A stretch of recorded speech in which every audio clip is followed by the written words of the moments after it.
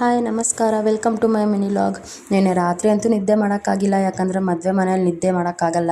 ಇವತ್ತು ಬೆಳಗ್ಗೆ 3 ಗಂಟೆಗೆಲ್ಲ ಮೇಕಪ್ ಸ್ಟಾರ್ಟ್ ಮಾಡ್ಕೊಂಡ್ವಿ, ಯಾಕಂದರೆ 4 ಗಂಟೆಗೆ ಮುಹೂರ್ತಮಿದೆ.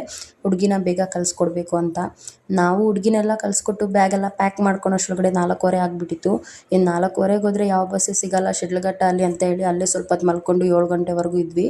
7 ಗಂಟೆ ಆದಮೇಲೆ ನಾವು ಇದ್ದು ರೆಡಿ ಆಗಿಬಿಟ್ಟು ಟಿಫನ್ ಎಲ್ಲ ಮಾಡಿಕೊಂಡು ಶಿಡ್ಲಘಟ್ಟಗೆ ಹೋಗೋಣ ಅಂತ ಹೋದ್ವಿ.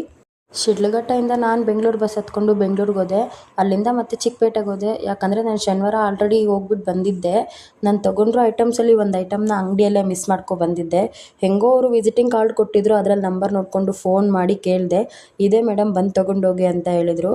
ಸರಿ, ಇನ್ನು ದುಡ್ಡು ಕೊಟ್ಟಿದ್ದೀನಲ್ವಾ, ಅಷ್ಟು ದುಡ್ಡು ಕೊಟ್ಟು ಯಾಕೆ ಅಲ್ಲೇ ಅವ್ರಿಗೆ ಬಿಡೋದು ಅಂತ ಮತ್ತೆ ಹೋಗಿ ಎತ್ಕೊಬರೋಣ ಅಂತ ಹೋಗಿ ತೊಗೊಂಡು ಬಂದೆ. ಮತ್ತೆ ಬಸ್ ಸ್ಟ್ಯಾಂಡಿಗೆ ಬಂದು ಹೊಟ್ಟೆ ಹಸ್ವಾಗ್ತಿದೆ ಅಂದ್ಬಿಟ್ಟು ಸ್ವಲ್ಪ ಸ್ನ್ಯಾಕ್ಸ್ ಎಲ್ಲ ತೊಗೊಂಡು ಚಿಂತಾಮಣಿ ಬಸ್ ಹತ್ಕೊಂಡು ಕೈವಾರ ಕ್ರಾಸಿಗೆ ಬಂದೆ. ಕೈವಾರ ಕ್ರಾಸಿಂದ ನಮ್ಮೂರಿಗೆ ಬರೋಣ ಅಂತ ಬಸ್ ಹತ್ಕೊಂಡು ಬಂದೆ. ನೋಡಿದರೆ ಮಳೆ ಜೋರಾಗಿ ಬೀಳ್ತಾ ಇತ್ತು. ನಮ್ಮೂರು ಗೇಟಲ್ಲಿ ಬಸ್ ಇಳಿದು ಬಸ್ ಸ್ಟ್ಯಾಂಡಿಗೆ ರೋಡ್ ಕ್ರಾಸ್ ಮಾಡೋಷ್ರೊಳಗಡೆ ನೆಂದೋಗ್ಬಿಟ್ಟಿದ್ದೆ. ಇನ್ನು ಹೆಂಗೂ ನೆಂದೋಗ್ಬಿಟ್ಟಿದ್ದೀನಿ, ಏನೂ ಮಾಡೋಕ್ಕಾಗಲ್ಲ ಅಂದ್ಕೊಂಡು ಹಂಗೆ ನೆನ್ಕೊಂಡೆ ಮನೆಗೆ ಬಂದುಬಿಟ್ಟೆ. ಮನೆಗೆ ಬಂದು ಫ್ರೆಶ್ ಅಪ್ ಆಗಿ ಕಾಫಿ ಕುಡಿಯೋಣ ಅಂತ ಕಾಫಿ ಮಾಡ್ಕೊಂಡು ಕುಡಿದೆ.